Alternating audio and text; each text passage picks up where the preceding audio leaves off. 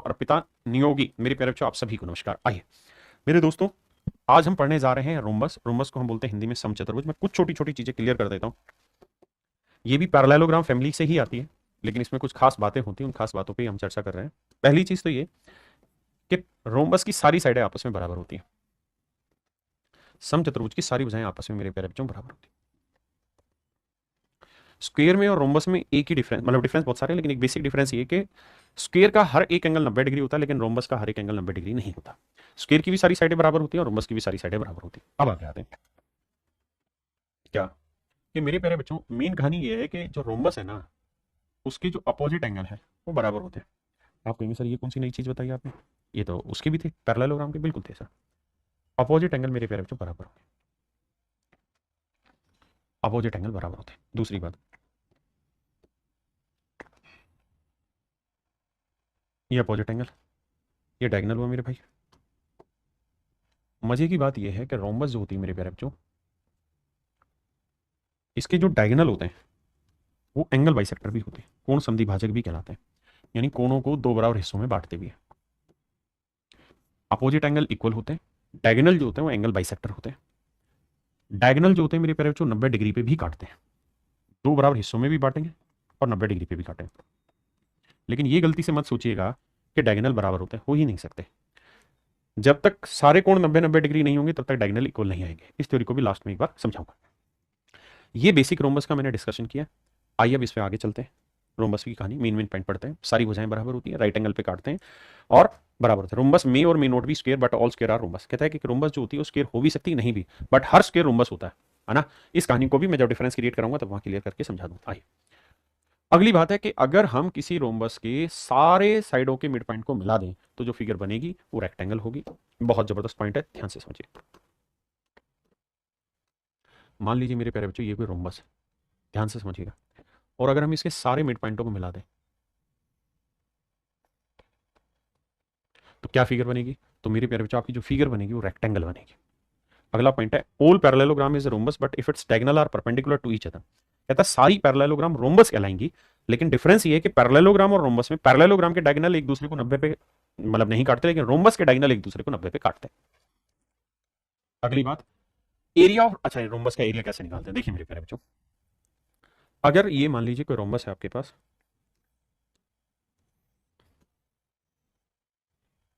ध्यान से देखिए मेरी बात को, तुमको नाराज होगा। ये मेरे प्यारे बच्चों कोई रोम्बस है और अगर इस रोम्बस में डायगोनल है, तो मैंने ये बात तो आपको बहुत अच्छे से समझाई कि इसके डायगोनल एक दूसरे को परपेंडिकुलरली बाइसेक्ट करते हैं। अगर इस डायगोनल की लेंथ d1 है तो इस वाले डायगोनल की लेंथ d2 है। आपने कहा हाँ। और मेरे प्यारे बच्चों ये बाइसेक्ट भी करते हैं एक दूसरे को और 90 डिग्री पे काटते भी। आपने कहा जी हाँ, ये बात तो आपने समझा दी। अब मेरे प्यारे बच्चों मैं आपको ये समझाना चाह रहा हूँ कि अगर हमें एरिया पूछा हो, अगर हमें रोम्बस का एरिया पूछा हो तो रोम्बस का एरिया होगा half into diagonal 1 into diagonal 2, half into diagonal 1 into diagonal 2। ये रोम्बस का एरिया हो जाएगा, half into d1 into d2। क्या मेरी बात समझ पाए? यानी दोनों डायगोनल के मल्टीप्लिकेशन का आधा मेरा रोम्बस का एरिया होता है। एक और नई चीज है, अगर मेरे प्यारे बच्चों ये हाइट h है, ये हाइट h है, ये a, तो आप इस बात को भी बहुत खूबी समझेंगे। देखिए बेसिक को समझने की कोशिश करिएगा, रटने की नहीं। अगर मेरे प्यारे बच्चों यहां से मैं एक अल्टीट्यूड डाल दूं इधर, 90 डिग्री का कोण खींच दो, और इसकी हाइट h है और रोम्बस की साइड a है, तो मेरे प्यारे बच्चों रोम्बस का एरिया पैरेललोग्राम की तरह बेस इंटू हाइट भी हम लिख सकते हैं। ये भी रोम्बस का ही एरिया हो, ये भी मेरे प्यारे बच्चों रोम्बस का ही एरिया है ना। ठीक है भाई, अभी शिक्षण में बात करते हैं। अब यहां तक की बात समझ गए। अब मेरे प्यारे बच्चों आप ये बात समझते हैं कि ये a है, ये h है, तो इस पूरी पैरेललोग्राम का एरिया हो जाएगा a इंटू एच। आपने कहा बिल्कुल ठीक है। अगर मेरे बच्चे ये वाला एंगल आपको दे दिया जाए थीटा, ये एंगल आपको दे दिया जाए, तो आप ये बात तो जानते हैं कि रोम्बस की सारी साइडें बराबर होती है। ये ए है, ये भी ए, ये भी ए, ये भी ए, ये भी बिल्कुल ठीक है। तो अगर मैं आपसे यहाँ पूछूं कि इस एंगल के सामने वाला परपेंडिकुलर है, ये वाला हाइपोटेन्यूस है, तो परपेंडिकुलर अपन हाइपोटेन्यूस क्या हुआ? परपेंडिकुलर अपन हाइपोटेन्यूस क्या हुआ था? आप कहेंगे साइन थीटा। तो मेरे प्यारे बच्चों एच की वैल्यू क्या आ गई? ए साइन थीटा। ए, एच की वैल्यू मेरे प्यारे बच्चों ए साइन थीटा। ए को ए से गुना किया मेरे प्यारे बच्चों ए स्क्वायर इंटू साइन थीटा। आप एक चीज नोटिस करेंगे यहाँ, और वो नोटिस ये करेंगे कि किसी रोम्बस का एरिया ए स्क्वायर इंटू साइन थीटा हो जाएगा, यानी दोनों भुजाएं जो भुजाएं उसका वर्ग गुना में उन दोनों भुजाओं के बीच का जो एंगल है ए स्क्वायर इंटू साइन थीटा हो जाएगा, अगर दोनों साइडों के बीच का एंगल भी आपको दे रखा हो तो। अब आइए आगे अगला पॉइंट, डायगोनल बाइसेक्टर मैं बता चुका हूँ 90 डिग्री पे काटता है। ये भी ध्यान रखना कि ये जो एरियाज होते हैं ये सारे बराबर होते हैं, ये एरिया ये एरिया ये एरिया ये एरिया सारे एरिया बराबर होते हैं। अब आते हैं आगे, भाई सारी साइडें बराबर होती हैं, अपोजिट एंगल इक्वल होते हैं, डायगोनल एक दूसरे को एंगल बाइसेक्टर होते हैं, diagonal bisect vertex angle, diagonal bisector rhombus into two equal area. इसमें भी कोई दिक्कत नहीं है कि डायगोनल जो होते हैं वो रोम्बस को भैया दो बराबर क्षेत्रफलों में बांटते हैं। मतलब ये हुआ कि अगर मैं ये डायगोनल खींच दूंगा तो जितना एरिया ये होगा उतना ही है। ऐसे ही मेरे बच्चे अगर मैं ये वाला डायगोनल खींच दूंगा तो भी ये दो इक्वल एरिया में बढ़ जाएगा, और अगर दोनों डायगोनल खींचते हैं तो ये चार इक्वल एरिया में, एक दो तीन चार, तो चार समान क्षेत्रफलों में ये बढ़ जाएगा। ठीक है जी। डायगोनल जो होते हैं बराबर नहीं होते, आप वैसे भी देख रहे होंगे ये छोटा है ये बड़ा है, डायगोनल बराबर नहीं होता। All four triangles made by two diagonals are congruent, चारों जो ट्रायंगल बनती है कॉन्ग्रुएंट होती है। कौन कौन सी चारों ट्रायंगल मेरे प्यारे बच्चों, ये चारों का एरिया बराबर होता है, कॉन्ग्रुएंट होती है। आगे आइए, अब मेरे प्यारे बच्चों डायगोनल बाइसेक्ट ईच अदर। अब आपसे ये पूछ लेता है कि इन डायगोनल में और साइड में रिलेशन बताइए क्या होगा। आपको क्या कहना है कि भाई मान लेते हैं ये वाला डायगोनल D1 है पूरा, अगर पूरा D1 है तो यहाँ से यहाँ तक का क्या हो जाएगा D1 का आधा, ये वाला पूरा डायगोनल D2 है तो यहाँ से यहाँ तक क्या हो जाएगा आधा D2/2। बिल्कुल ठीक है, ये हाइपोटेनियस है मेरे प्यारे, तो इसका वर्ग जमा इसका वर्ग बराबर इसका वर्ग। आपने कहा ठीक है, तो ये एक फार्मूला बन गया, और इसी फार्मूले को और प्यूरीफाई करें और 4 से गुना कर दें तो पहले वाले डायगोनल का वर्ग जमा दूसरे वाले डायगोनल का वर्ग बराबर होगा मेरे प्यारे बच्चों 4 times of side square, 4 times of side square. हाँ जी। अब और आगे आते हैं, अगर मेरे प्यारे बच्चों आपसे पूछे कि एक ट्रायंगल का एरिया बताइए, किसी भी एक ट्रायंगल का एरिया, इस ट्रायंगल का एरिया बताइए, तो आप कहेंगे कि सर देखो पूरी पैरेललोग्राम का इसका रोम्बस का एरिया कितना हुआ, half into D1 into D2। अगर डायगोनल दे रखे हैं तो ये हुआ पूरी रोम्बस का एरिया। अगर मुझे सर इसका एरिया चाहिए तो सर मैं जानता हूं कि पूरे रोम्बस के एरिया का 1/4 है, तो पूरा रोम्बस का एरिया इतना है, इसका 1/4 कर दूंगा, तो आंसर आ जाएगा 1/8 इंटू D1 इंटू D2। ये मेरे प्यारे बच्चों मेरा राइट आंसर। हाँ जी, पेरीमीटर 4A होता है। अब इस पे सवाल लेने शुरू करें, बताइए।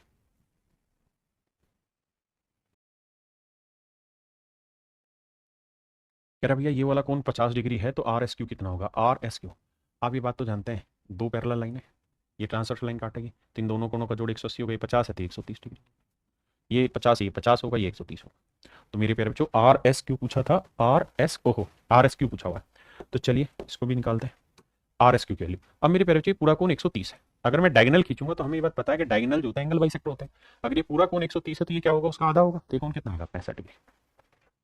RSQ दे ही नहीं रखा है, गड़बड़ कर रखी है, ऑप्शन में मिस्टेक है, RSQ PQRS, RSP पूछना चाह रहा होगा, ये RSP पूछ रहा होगा, कोई दिक्कत नहीं। अगर RSQ पूछ रहा है तो मेरे प्यारे बच्चों आंसर होगा 65 डिग्री, क्योंकि 130 का आधा 65 डिग्री होता है।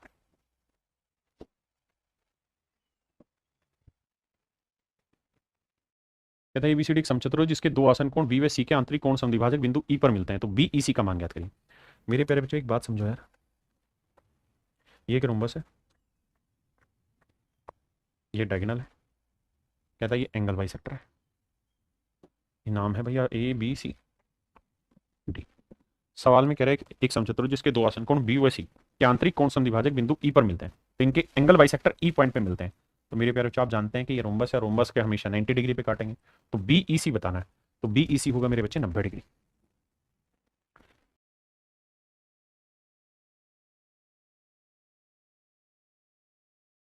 देखिए मेरे भाई एक समचतुर्भुज के दो विकर्ण क्रमशः इतने और इतने सेंटीमीटर, उसका परिमाप ज्ञात करिए। भैया ये बताओ, अगर ये रोम्बस है, आपने कहा जी हाँ, तो एक डायगोनल की लेंथ है 14 सेंटीमीटर, दूसरे वाले डायगोनल की लेंथ है मेरे बच्चे 48 सेंटीमीटर। बहुत बढ़िया। अब आपको याद है कि मैंने पीछे एक रिलेशन लिखवाया था यहाँ कि भाई पहले वाले डायगोनल का स्क्वायर दूसरे वाले डायगोनल का स्क्वायर इक्वल टू होता है 4 टाइम्स ऑफ A स्क्वायर। आपने कहा हाँ जी, तो एक रिलेशन तो हम यहाँ से कर सकते हैं कि D1 का square plus D2 square equal to 4A square. हाँ जी, दूसरी चीज ये कि दो विकर्ण है 14 सेंटीमीटर और 48 सेंटीमीटर। अब मेरे प्यारे बच्चे एक बात बताना, उसका परिमाप बताइए क्या होगा। अगर ये डायगोनल 14 सेंटीमीटर है और ये है मेरा 48 सेंटीमीटर, तो हम चाहें तो यहाँ पे वैल्यू रख के भाग दे के एक ही वैल्यू निकाल दें, या फिर हम थोड़े समझदार हैं, 14 है तो ये लेंथ 7 होगी, या 48 है तो ये लेंथ 24 होगी। ये मेरे प्यारे बच्चों ट्रिपलेट बनाएगा, और अगर ये ट्रिपलेट बनेगा, अगर ये मेरे बच्चे ट्रिपलेट बनेगा तो नेचुरल सी बात है, ट्रिपलेट हुआ तो क्या हुआ, ये वाली साइड निकाल देंगे, क्या होता है सर 7, 24, 25, तो इस वाली भुजा की लंबाई होगी मेरे प्यारे बच्चों 25 सेंटीमीटर। तो ये भुजा अगर 25 सेंटीमीटर है तो ये भी 25 होगी, ये भी 25 होगी, ये भी 25 होगी, पेरीमीटर के लिए 25 गुना 4 यानी 4 इंटू साइड, तो वो वैल्यू आएगी 100। या आप यहां दोनों की वैल्यू रखो, वर्क करो, 4 से काटो, फिर ए की वैल्यू निकालो। हाँ जी,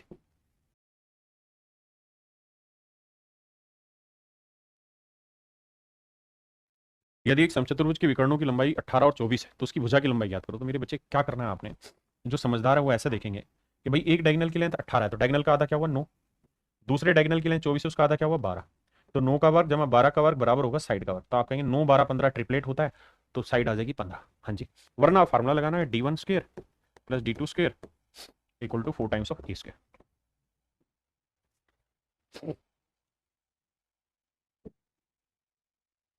सवाल में कह रहे एक समचतुर्भुज की भुजा की लंबाई 10 है तो उसके विकर्णों के वर्गों का योग क्या होगा। तो आप सूत्र लगाइए सीधा, भाई पहले वाला डायगोनल D1 है इसका वर्ग जमा दूसरा डायगोनल D2 है इसका वर्ग 4 टाइम्स ऑफ ए स्क्वायर 4। ए की वैल्यू कितनी है मेरे बच्चे 10, 10 का वर्ग 100, तो आंसर आया मेरे प्यारे बच्चों कितना 400। यही आपसे पूछा था कि भाई दोनों डायगोनल के स्क्वायर का सम बताइए, तो मेरे प्यारे बच्चों आंसर होगा 400।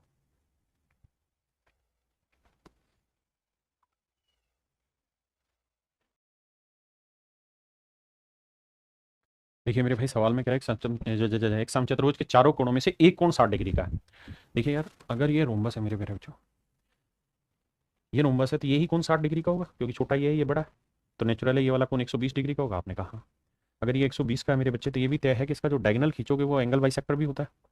आपने कहा ओके, तो ये वाला कोण 60 डिग्री का है, बिल्कुल ठीक है। तीसरा कोण निकालोगे मेरे प्यारे बच्चों ये भी 60 डिग्री का आ जाएगा, बिल्कुल ठीक है। अब कह रहा है कि इसकी हर एक भुजा की लंबाई 10 सेंटीमीटर, ये 10 है ये भी 10। तो ध्यान से देखोगे ये इक्विलेटरल ट्रायंगल बनी तो डायगोनल की लेंथ भी 10 आ गई। तो कहता है उसके बड़े विकर्ण की लंबाई याद करिए, क्या होगी मेरे बच्चे, बड़े विकर्ण की लंबाई याद करिए। मैं ये कह रहा हूँ कि भाई इस रोम्बस का एरिया कितना होता है, तो आप कहेंगे सर देखिए रोम्बस का एरिया होता है हाफ इंटू डी वन, तो पहला डायगोनल दे रखा है 10, दूसरा डायगोनल क्या होगा मुझे नहीं पता, तो half into D one into D two, ये रोम्बस का एरिया। सर मुझे ये भी पता है कि रोम्बस का एरिया हम ऐसे भी निकाल सकते हैं, कैसे, पीछे फार्मूला लिखवाया था साइन थीटा में, कहाँ लिखवाया मैंने, लिखवाया कि नहीं लिखवाया था, कहीं तो लिखवाया था, एक्सप्लेन भी किया था ये कि रोम्बस का एरिया आप ऐसे भी निकाल सकते हैं बाबू कि ए स्क्र इंटू साइन थीटा। आप कहेंगे हाँ सर, तो चाहे तो हम वो वाला भी इस्तेमाल कर देते हैं फंडा कि सर हम लगाएंगे ए स्क्र, ए की वैल्यू 10, 10 का वर्ग कितना हुआ साहब 100, 10 गुना 10 इंटू में साइन थीटा, और थीटा कितना है 60, साइन 60 डिग्री की वैल्यू क्या होती है मेरे प्यारे बच्चों √3/2। आपने कहा ठीक है साहब ओके, आप कैलकुलेशन करनी है, हाफ से हाफ गया 10 से 10 गया, तो जो बड़े वाला डायगोनल आया मेरे प्यारे बच्चों आया 10√3 सेंटीमीटर। हम चाहें तो एक काम और भी कर सकते हैं कि रेशियो लेके भी सोल्व कर सकते हैं, लेकिन हमें मुझे लग रहा है इस तरह से हमारा सवाल करना ज्यादा बेहतर और आसान तरीका होगा। करिए भाई।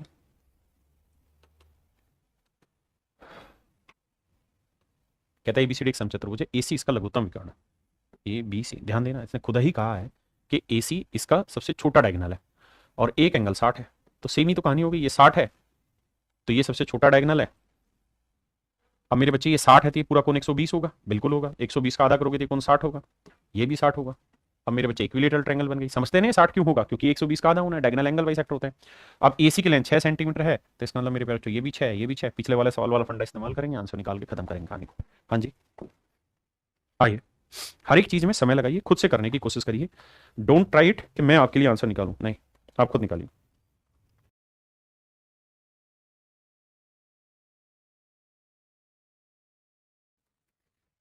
देखिए मेरे भाई कह रहा है एबीसीडी एक समचतुर्भुज है,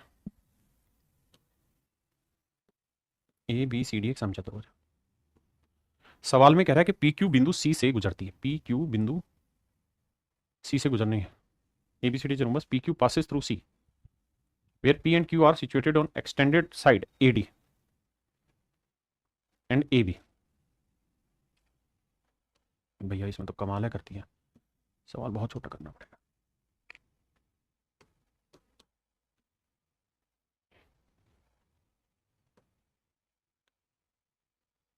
आओ मेरे बच्चे, कहता है ए बी को एक्सटेंड कर दिया भैया,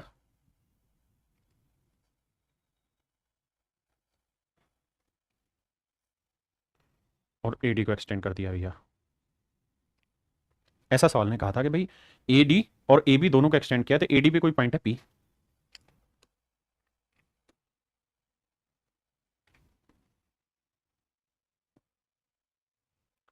ऐसे भाई कोई कहानी सेट हो रही है, सेट है मामला।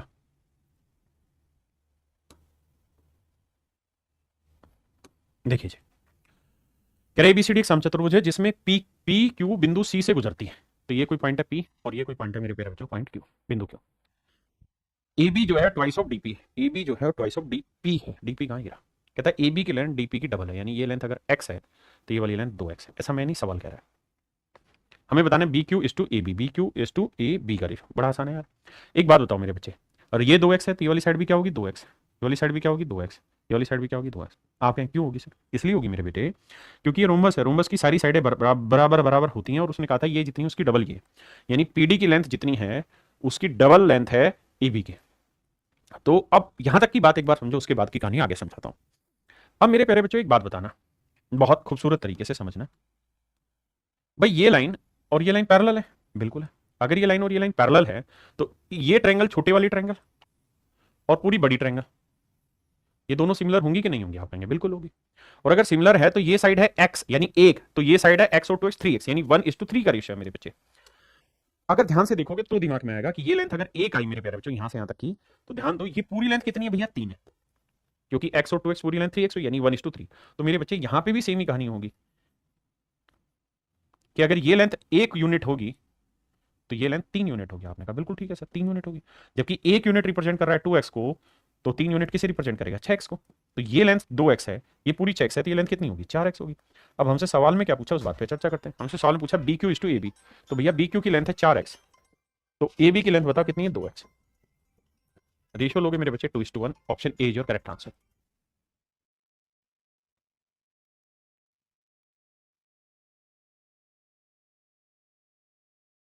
देखिए मेरे भाई, एक समचतुर्भुज की प्रत्येक भुजा की लंबाई उस वर्ग के भुजा के बराबर है जिसका विकर्ण 40√2 सेंटीमीटर है। बाबू, ए बाबू होशियार है। आइए समझिए, सवाल में कह रहा है मेरे प्यारे बच्चों, the length of each side of a rhombus is equal to the side of a square. कहता भैया ये कोई समचतुर्भुज है, ठीक है भैया, और ये बाबू कोई वर्ग है। सवाल में कह रहा है एक समचतुर्भुज की प्रत्येक भुजा की लंबाई उस वर्ग की भुजा के बराबर है जिसका विकर्ण 40√2। आप बहुत अच्छे से इस बात को समझते हैं कि स्क्वायर का जो डायगोनल है, अगर स्क्वायर की साइड ए है तो ये √2a होनी है, और ये है मेरे प्यारे बच्चों 40√2। √2 से √2 गया तो मेरे प्यारे बच्चों ए की वैल्यू आई 40। आपने कहा साहब ओके रिपोर्ट है, ए की वैल्यू 40 है। अगर ए की वैल्यू 40 है मेरे प्यारे बच्चों, ये वाली लेंथ है 40 सेंटीमीटर। बहुत बढ़िया। तो इसका मतलब समचतुर्भुज की भुजा की जो लंबाई है वो 40 सेंटीमीटर है। पहली बात तो सवाल का ये वाला ऐसा क्लियर करते हैं कि भाई जो रोम्बस है उसकी साइड 40 सेंटीमीटर, यही है ना विकर्ण। कहते हैं समचतुर्भुज के प्रत्येक भुजा की लंबाई उस वर्ग की भुजा के बराबर है जिसका 40√2 सेंटीमीटर है। तो ये 40 आई, हमने वो 40 ली। यदि समचतुर्भुज के विकर्णों का अनुपात 3:4, मतलब बाबू वो ये कह रहा है भैया एक डायगोनल 3 है तो दूसरा डायगोनल है 4। डायगोनल की लेंथ का रेशियो दे दिया। आओ मेरे भाई सेटल करते हैं इस कहानी को। देखो मेरे बच्चे, तो कहता है उसका क्षेत्रफल ज्ञात करिए मेरे प्यारे बच्चों, क्या होगा? कहता है उसका क्या निकालिए? क्षेत्रफल निकालिए अगर डायगोनल की लेंथ का रेशियो 3:4। बताओ मेरे प्यारे बच्चों, यहां से अब आपको स्पष्ट रूप से सवाल समझ में आएगा।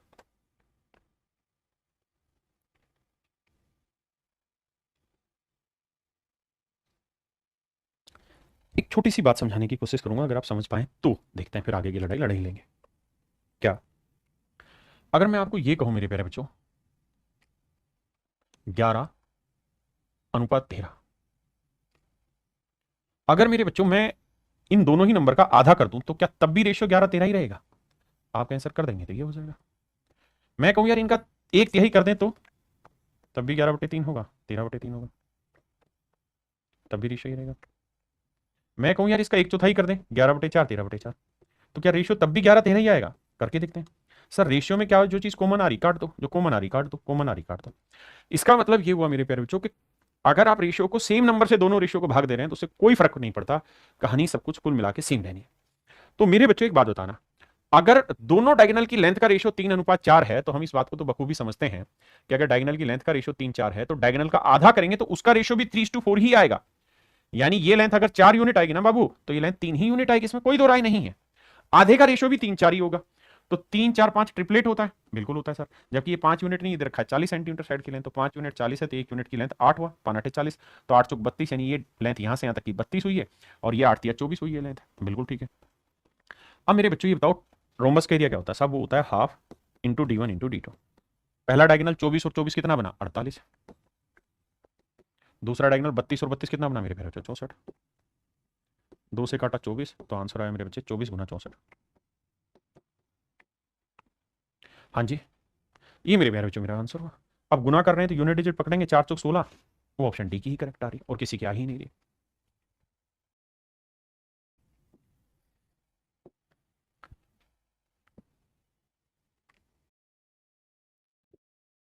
रास्ता देखे। आइए मेरे नन्हे मुन्ने बच्चों, छोटी छोटी बातें समझाने की कोशिश करता हूँ। आइए, कहता भैया ये कोई रोम्बस है, समचतुर्भुज है।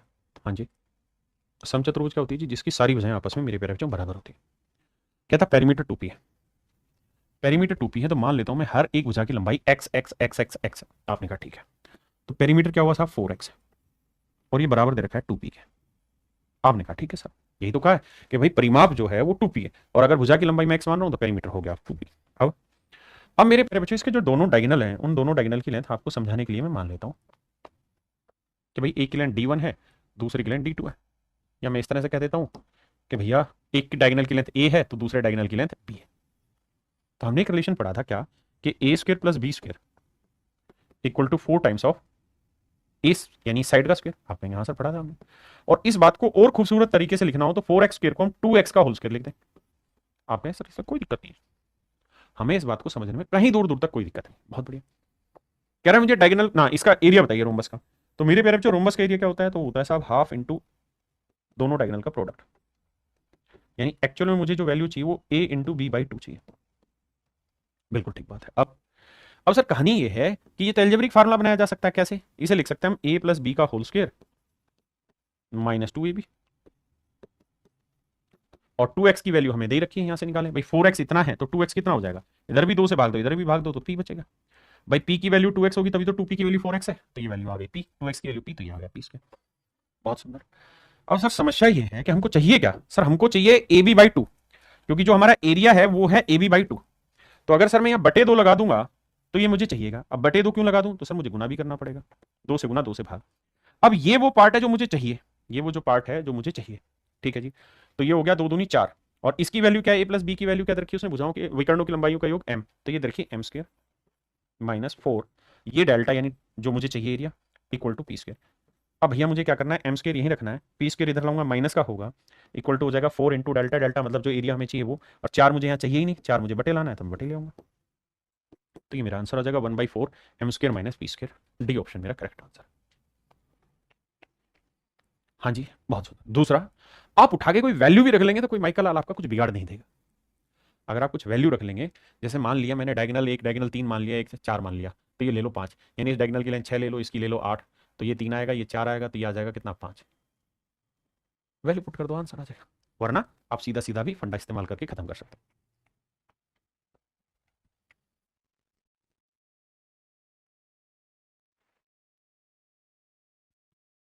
कहता है समचतुर्भुज का परिमाप 48 सेंटीमीटर है और इसका अधिकोण दूसरे न्यूनकोण का 2 गुना है। देखिए भाई, यानी ये फिगर यहाँ गलत बना रखी है, या पता नहीं दे रखी है फिगर। इस फिगर को हटाते हैं सवाल से, समझिए फिगर है ही नहीं सवाल में।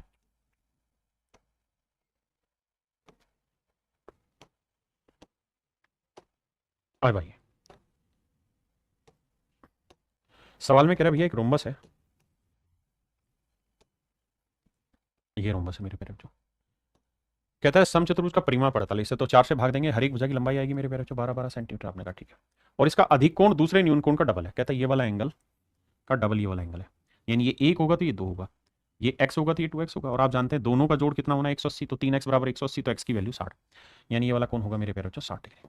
कहते हैं इसका क्षेत्रफल ज्ञात करो। क्षेत्रफल का होता है भैया डायगोनल का स्क्वायर करो 12 का वर्ग गुना में साइन 60, साइन 60 डिग्री की वैल्यू √3/2। सोल्व करेंगे मेरे प्यारे बच्चों, मेरा डायरेक्ट आंसर आ गया।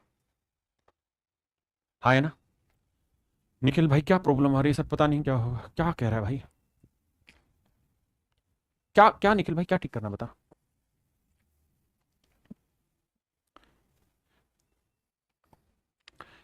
आई सवाल में कह रहा है one of the diagonal of a rhombus is 70% of the other diagonal. कहता है किसी समचतुर्भुज का एक विकर्ण दूसरे का लगभग 70% है। देखिए हर चीज को समझा भी तो रहे ना डिटेल में, एक एक सवाल को, और इतने सारे सवालों की प्रैक्टिस चल रही है। थोड़ा सा कोऑपरेट करके चलो मेरे बच्चे। कहता है एक डायगोनल की लेंथ अगर 10 होगी तो दूसरे की 7 होगी, यानी 100 होगी तो 70। अब सवाल में कह रहा है समचतुर्भुज के क्षेत्रफल तथा बड़े विकर्ण की लंबाई के वर्ग का अनुपात ज्ञात करिए। देखिए भाई, एक डायगोनल की लेंथ अगर मेरे प्यारे बच्चों 10 है तो दूसरे डायगोनल की लेंथ सवाल में कह रहा है 7। कह रहा है एक डायगोनल दूसरे का 70%। हाँ है ना। निखिल भाई कह रहा है कि लाइव नहीं चल रहा, चाटा खाएगा तू खींच के, पढ़ना है पढ़ ले, नहीं तो जा घर में बैठ। आइए, तो इसका एरिया होगा half into D1 into D2। तो एक डायगोनल 10 मान ले तो दूसरा डायगोनल 7। कह रहा है इसका एरिया और बड़े डायगोनल, बड़ा डायगोनल कितना है 10, कहता है इनके बड़े डायगोनल की लंबाई के वर्ग, तो 10 का वर्ग यानी 10। कह रहा भैया इस रोमबस का एरिया निकालो और इसका जो सबसे बड़ा डायगोनल है उसका वर्ग करो, इनका अनुपात निकालना है। तो देखो बेटा 10 से तो 10 गया, 2 से गुना करोगे तो आएगा 7 और 10 दूनी 20, क्योंकि बटे भी तो हटाना है, तो आंसर आएगा 7:20।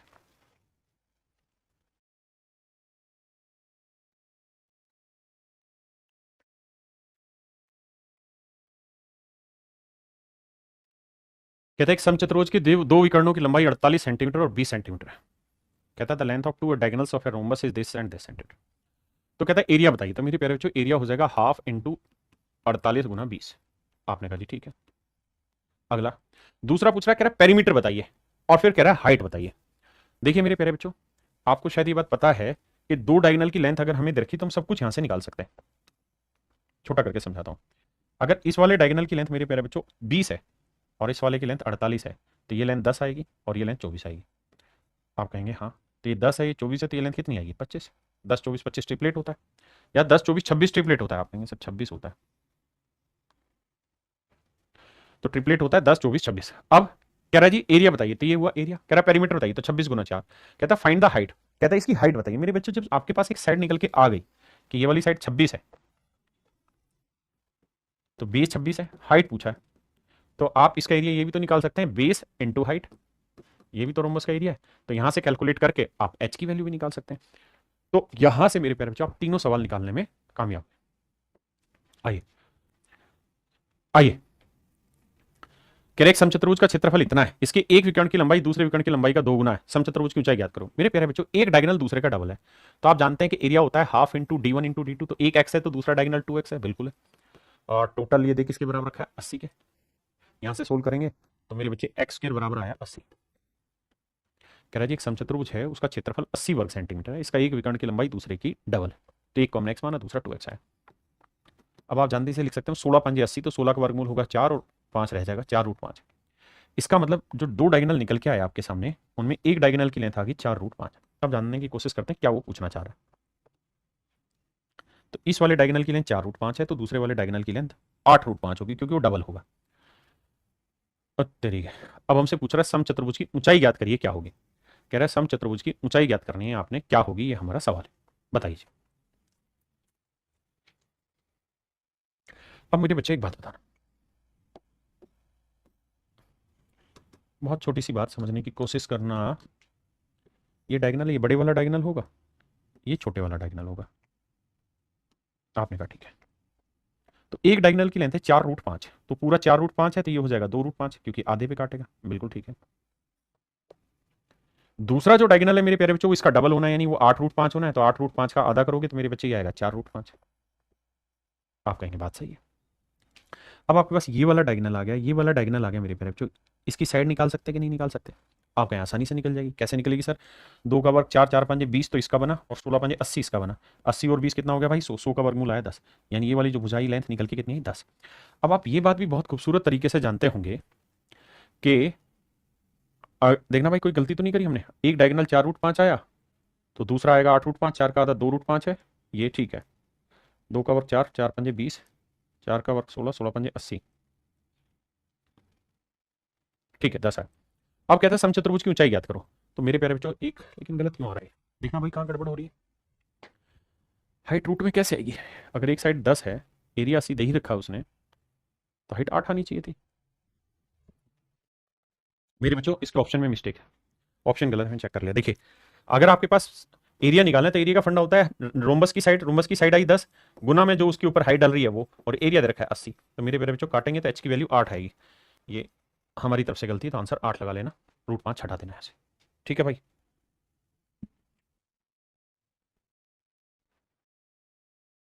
देखिए मेरे भाई, सवाल में कह रहे हैं समचतुर्भुज का क्षेत्रफल इतना है, इसके एक विकर्ण की लंबाई दूसरे विकर्ण की लंबाई का 4/3 गुना है। कह रहा है एक डायगोनल दूसरे का क्या है, 4/3 गुना।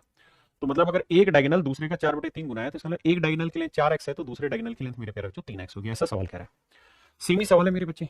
तो एरिया हो जाएगा half into D1 into D2, 4x गुना 3x, और ये दे रखा है 96। अब आप बहुत अच्छे से इस बात को भी जानते हैं क्या, कि अगर ये रुम्बस है,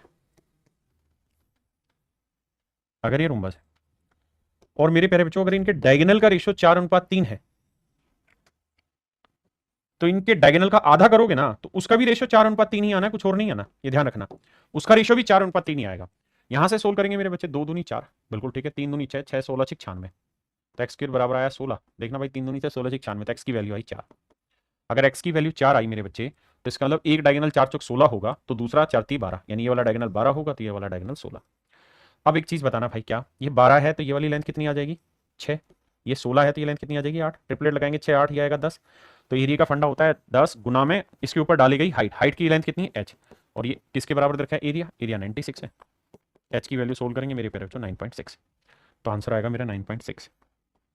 आंसर होगा मेरे बच्चे 9.6।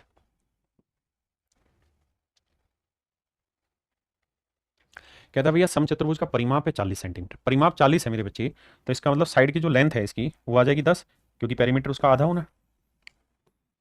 आपने कहा जी ठीक है। एक डायगोनल दे रखा है, ये बात भी ठीक है।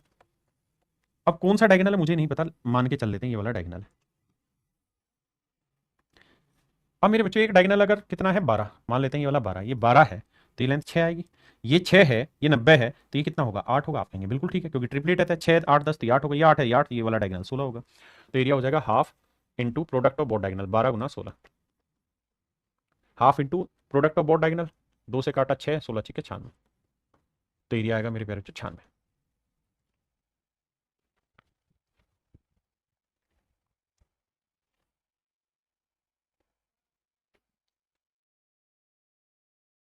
देखिए मेरे बच्चे, कहता जी ये कोई रोम्बस है, इस रोम्बस में जो डायगोनल है उनकी लेंथ है x और y सेंटीमीटर।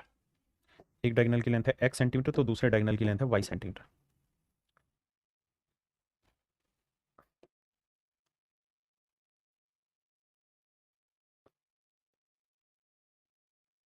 ऐसा मैं नहीं सवाल कह रहा, हम ये बात जानते हैं कि दोनों डायगोनल एक दूसरे को 90 डिग्री पे काटेंगे, ये बात भी सही है, दोनों डायगोनल एक दूसरे को 90 डिग्री पे काटेंगे।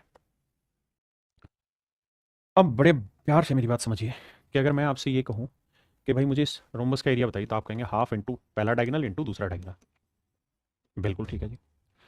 अगर मेरे प्यारे बच्चों मैं आपसे ये कहूं कि इसका एरिया बताइए, तो मान लीजिए इसकी साइड की लेंथ a है, तो इसका एरिया हो जाएगा a इंटू एच। तो h की वैल्यू जो होगी ना वो हमेशा ही half into X into Y बटे a हो जाएगा, a माने साइड की लेंथ। अब बात ये कि साइड की लेंथ कैसे निकालें बेटा, अगर ये लेंथ x है तो ये x/2 होगी, हाँ जी, ये y है तो ये y/2 होगी। आप कहेंगे हाँ बिल्कुल ठीक है। हम इस बात के रिलेशन को भी बहुत अच्छे से समझते हैं कि आधा वादा ना भी करें तब भी हमें पता है कि दोनों डायगोनल के स्क्वायर का सम यानी x square plus y square equal to होता है 4a स्क्वायर के, 4a स्क्वायर को, बिल्कुल ठीक बात है। अगर हमें a की वैल्यू चाहिए मेरे प्यारे बच्चों यहाँ, तो ये 4 यहाँ से उठ के बटे में आ जाएगा, बिल्कुल ठीक है। और अगर हमें a की वैल्यू चाहिए तो स्क्वायर रूट निकालना होगा, तो ये आ जाएगा x square plus y square का स्क्वायर रूट, और 4 का वर्गमूल निकल के आ जाएगा 2, बिल्कुल ठीक है। अब ये वैल्यू यहाँ में रखनी है, जब हम ये वैल्यू यहाँ रखेंगे तो ऊपर तो आ जाएगा रूट में x square plus y square, और नीचे आ जाएगा बटे में 2। आपने कहा ठीक है, 2 से 2 कट गया, तो हाइट आएगी x इंटू वाई अपोन में रूट के अंदर x square plus y square, that is in option A. तो ये अब आपका एक स्टैंडर्ड फार्मूला तैयार हो गया, सो ट्रिक तैयार हो गई क्या, कि अगर मेरे प्यारे बच्चों ये सो ट्रिक तैयार हो गई, सो ट्रिक को बहुत ध्यान से सावधानी पूर्वक लिखना है, कि अगर ये रोम्बस है और रोम्बस में ये वाला डायगोनल की लेंथ आपको दे रखी है x है, इस वाले डायगोनल की लेंथ मेरे प्यारे बच्चों आपको y दी हुई है, और फिर आपसे कहे कि इसमें रोम्बस की हाइट निकाल के बताइए, तो डायरेक्ट सूत्र आप लगाएंगे हाइट निकालने का क्या, कि दोनों डायगोनल का प्रोडक्ट अपोन में square root of sum of squares of both diagonal. ये मेरे प्यारे बच्चों सो ट्रिक होगी रोम्बस की हाइट निकालने का। अब इसी का इस्तेमाल तीनों चारों सवालों में करेंगे जहां जहां हमसे हाइट पूछी हुई है। जैसे इस वाले सवाल में आ जाइए, इस वाले में आ जाइए, यहां से आते हैं। अगर मुझे रोम्बस की हाइट निकालनी थी मेरे बच्चे, तो एक बात बताना, मुझे कुछ नहीं करना था, मुझे ये पता चल गया कि भाई दोनों डायगोनल की लेंथ वैल्यू क्या आई, दोनों डायगोनल की वैल्यू क्या आ रही है, मुझे बस इतना मतलब था। तो सर मुझे ये पता चल गया था कि भाई दोनों डायगोनल हमें दे रखे हैं और एक डायगोनल दूसरे का कितना दे रखा है मेरे बच्चे, डबल दिया हुआ है। ऐसा ही सवाल ने दिया था, कह रहा है एरिया 80 है, तो समचतुर्भुज की ऊंचाई याद करिए। अब मेरे प्यारे बच्चों इस सवाल को जो फंडा बताया उसका इस्तेमाल करके निकालिए, जो भी सिखाया इसके हिसाब से। पहले मैंने डिटेल बताया, अब इसको शॉर्ट तरीके से निकालते हैं। तो आप कहेंगे देखिए सर, अगर आप शॉर्ट ट्रिक जानना चाह रहे हैं इस सवाल को कि शॉर्ट ट्रिक से करना है, तो सर आपको एक सिंपल सा बेसिक सा फंडा इस्तेमाल करना है। क्या कि भैया हाइट निकालने का सूत्र है दोनों डायगोनल का multiplication x into y upon में रूट के अंदर एक्स के प्लस वाई से। बिल्कुल ठीक है सर। सर अब एक बात समझाना मुझे, और वो बात ये कि एक डायगोनल दूसरे का डबल, यानी एक एक्स है तो दूसरा क्या होगा, 2x। बिल्कुल ठीक है। यहां ले आइए सर, अगर y की वैल्यू में 2x रख रहा हूं तो स्क्वायर करूंगा 4x स्क्वायर, 4 और 1 5x स्क्वायर आएगा, तो रूट के अंदर आएगा 5x स्क्वायर, तो स्क्वायर रूट निकालेंगे तो नीचे रूट 5 बचेगा, ऊपर x स्क्वायर आएगा, x आ जाएगा क्योंकि वर्गमूल निकल जाएगा, x निकल गया, तो मेरा आंसर आएगा 2x बाई रूट 5। अब x की वैल्यू मेरे प्यारे बच्चों हम यहां से निकाल सकते हैं, एरिया का फार्मूला लगा के half into d1 into d2 करके x की वैल्यू आई 4 रूट 5। यहां मैं रख देता हूं यार 4 रूट 5, तो 2x की वैल्यू रख देता हूं 4 रूट 5, और बटे में था मेरे प्यारे बच्चों रूट 5 से रूट 5 गया, डायरेक्ट मेरा आंसर निकल के आ गया 8। डायरेक्ट मेरा आंसर निकल के आ गया मेरे प्यारे बच्चों कितना, 8। समझ गए। इस सवाल में भी सेम फंडा इस्तेमाल करना था कि भाई एक दूसरे का 4/3 गुना है, तो सेम वही फंडा इस्तेमाल करना है कि भाई हाइट निकालनी है, तो दोनों डायगोनल का प्रोडक्ट, एक डायगोनल 3 है मेरे बच्चे, एक डायगोनल 4 है। आपने कहा जी ठीक है, तो एक डायगोनल मैंने 4x मान लिया, दूसरा 3x मान लिया, वर्क सोल्व किया तो x की वैल्यू भी निकाल दी। अब दोनों का प्रोडक्ट करेंगे तो 4x गुना 3x आएगा। बिल्कुल ठीक है। नीचे क्या करेंगे, 4x का वर्ग जमा 3x का वर्ग। बिल्कुल ठीक है। 4x का वर्ग जमा 3x का वर्ग, दोनों डायगोनल के स्क्वायर का सम। तो मेरे बच्चे आप जानते हैं 3 4 5 ट्रिपलेट होता है, तो जब सोल्व करोगे तो ऊपर आएगा 4x गुना 3x और बटे आ जाएगा 5x। x कट जाना है, आपको x लिखना नहीं है, यहां से चीजों को समझना है कि 4 तिये 12x बटे 5 और x की वैल्यू कितनी है 4, तो यहां लिखेंगे भैया 4 तिये 12, 12 चौक 48, 48 को 5 से भाग देंगे, आपका आंसर आएगा 9.6। हाँ है ना। तो इस तर्ज पे आप जल्दी से इसका ट्रिपलेट लगा के 3 4 5 से भी सोल्व कर सकते हैं। अब आइए यहां पे,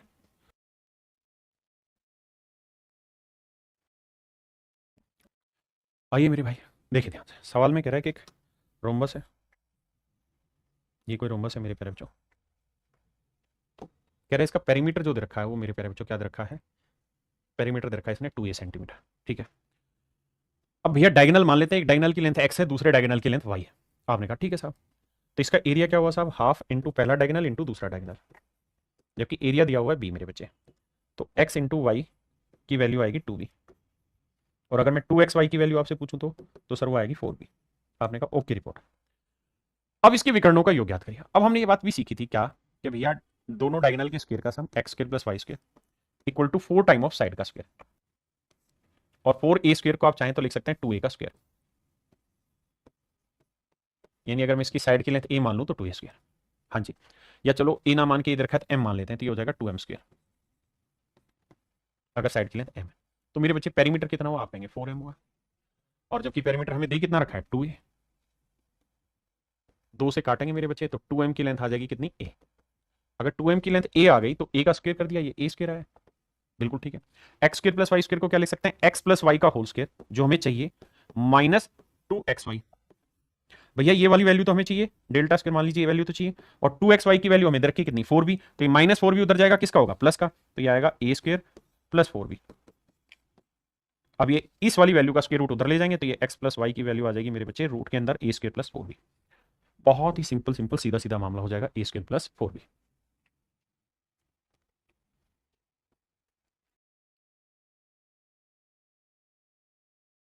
कहता है भाई एक समचतुर्भुज वाले मैदान है, समचतुर्भुजाकार आकार वाला कोई मैदान है मेरे बच्चे, इसकी भुजा की लंबाई क्या है 146, और एक डायगोनल है 192, एक डायगोनल है 192, तो कह रहा है इसका एरिया बताइए क्या होगा मेरे बच्चे। एक डायगोनल दे रखा है 192, मान लेते हैं ये वाला डायगोनल 192, अगर ये 192 तो दूसरा डायगोनल इसे काटेगा, दूसरा डायगोनल इसे जो काटेगा मेरे प्यारे बच्चों, तो करोगे क्या, ट्रिपलेट ही ढूंढना है, तो 192 का आधा करोगे तो वो आ जाएगा कितना, 2 अट्ठे ना 2 नीम 18 और 2 छिक 12, ये 96 आएगा, ये 140 है, इसकी वैल्यू हमें पता करनी है क्या होगी। भाई 192 मान लिया डायगोनल, तो उसका आधा कितना हुआ 96, ये निकालना है। अब आप क्या करो, 96 और 140 का रेशियो ले लो जिससे ट्रिपलेट ढूंढ पाओ। कितने से कट रहा भैया, 4 से तो नहीं कटेगा, 2 से ही कटेगा, तो 2 से कटा 48 और 2 7 14, 2 3 73, 48 73 को सोच के देखिए क्या कोई डायगोनल मतलब ट्रिपलेट बन रहा है मेरे बच्चे। अब देखिए मेरे बच्चे बहुत बढ़िया ट्रिपलेट, अगर आपको याद होगा तो आपको पता है कि 48 55 73, 48 55 73 ट्रिपलेट होता है, 73 का डबल 48 का डबल 55 का डबल 110। इसका मतलब ये वाली लेंथ आ गई मेरे बच्चे 110, ये 110 है तो 110 का डबल ये होगा 220, ये 192 है, ये 220 है। अब कह रहा है एरिया निकालिए, तो एरिया होगा half into D one into D two, 220 गुना 192, 2 से काटेंगे मेरे प्यारे बच्चों 110, गुना करोगे 0 तो 1 आया, 2 9 2 11, 9 और 1 10 और 1 11, 1 और 1 2, इतने वर्ग मीटर मेरा एरिया है। अब मुझसे सवाल में ये पूछना चाह रहा है कि इसका एरिया बताइए, और एरिया किस में बताना है, हेक्टेयर में बताना है मेरे प्यारे बच्चों। किस में बताना है मेरे प्यारे बच्चों, हेक्टेयर में। तो हेक्टेयर में बताना है तो 1000 वर्ग मीटर जब एरिया लोगे तो मेरे प्यारे बच्चों 1000 नहीं 10,000 वर्ग मीटर एरिया लोगे, क्योंकि 100 का गुना करेंगे ना तो 10,000 बैठेगा। 10,000 वर्ग मीटर में मेरे प्यारे बच्चों 1 हेक्टेयर होता है, तो 10,000 से भाग दोगे 1 2 3 4, तो आंसर आ जाएगा 2.112, आगे लगाने की जरूरत नहीं। तो 2.112 कहाँ है, ऑप्शन डी है। ये मेरे प्यारे बच्चों आपका करेक्ट आंसर। तो मेरे प्यारे बच्चों अब हम पढ़ने जा रहे हैं ट्रेपीजियम। देखिए ट्रेपीजियम को हिंदी में कहते हैं समलंब चतुर्भुज, समलंब चतुर्भुज, समलंब चतुर्भुज। मेरे प्यारे बच्चों आज हम बात करने जा रहे हैं ट्रेपीजियम की समलंब चतुर्भुज की। क्या होती है ट्रेपीजियम, ध्यान से सुनिए मेरे प्यारे बच्चों। अगर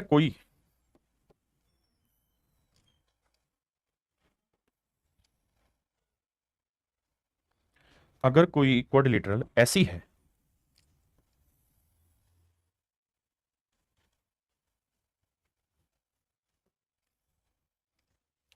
जिसकी केवल कोई दो साइड आपस में पैरेलल है, only two sides are parallel, तो मेरे प्यारे बच्चों ट्रेपीजियम कहलाती है, समलंब चतुर्भुज कहलाती है। चारों साइडें मतलब आमने सामने के दोनों पेयर अगर पैरेलल हो जाते हैं तो पैरेललोग्राम कहलाता है ना। लेकिन अगर केवल कोई दो साइड मेरे प्यारे बच्चों आपस में पैरेलल हो जाए तो दैट इज कॉल्ड ट्रेपीजियम। एक बात और भी ध्यान रखिए, मैंने ये कहा है कि पैरेलल है, बराबर नहीं कहा है। अगर मेरे प्यारे बच्चों में इनका नाम रख लूं A B C and D, ये मैं नाम रख लूं, तो आपको खुशी होगी इस बात को जान के कि ट्रेपीजियम के लिए ओनली कंडीशन ये है कि कोई दो साइडें पैरेलल होनी चाहिए, A B is parallel to D C, बस। दो साइडें पैरेलल हो गई तो समझिए वो ट्रेपीजियम है, नहीं तो नहीं। अब हम ट्रेपीजियम के बारे में और अच्छे से बाकी बातें जानने की कोशिश करेंगे। ट्रेपीजियम में केवल और केवल दो साइडें पैरेलल होती हैं, और मेरे प्यारे बच्चों इन दो पैरेलल लाइन के बीच की जो परपेंडिकुलर डिस्टेंस है वो हर जगह बराबर होगी, तभी तो पैरेलल है, नहीं तो पैरेलल थोड़ी होती। आप कहेंगे बिल्कुल सही बात है। आगे आते हैं।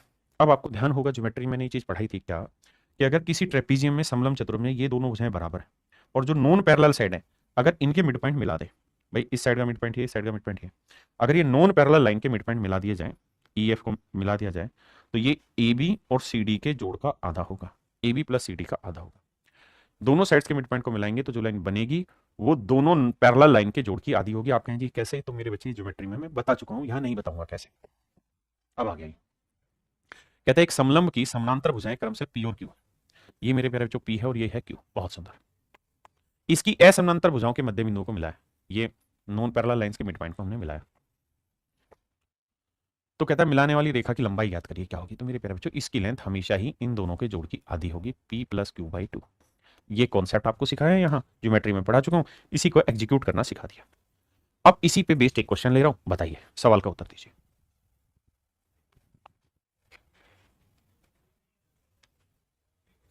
देखिए मेरे बच्चे सवाल में कह रहा है in the given figure P R and S T are perpendicular, P R और एस टी आपस में परपेंडिकुलर है to tangent line Q R. ठीक है जी, कह रहा है क्यू आर इसके टेंजेंट है और पी आर और एस टी दोनों क्या है, परपेंडिकुलर टू टेंजेंट, कहते हैं दोनों ही इसके ऊपर परपेंडिकुलर है।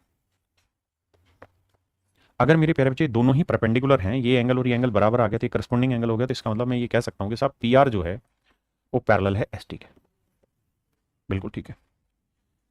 कहता है पी क्यू एक लाइन है जो सर्कल के सेंटर ओ से होकर गुजरती है और इसका डायमीटर जो है वो 10 सेंटीमीटर है, बिल्कुल ठीक है। कह रहा है पी आर की लेंथ 9 सेंटीमीटर है, find the length of S T.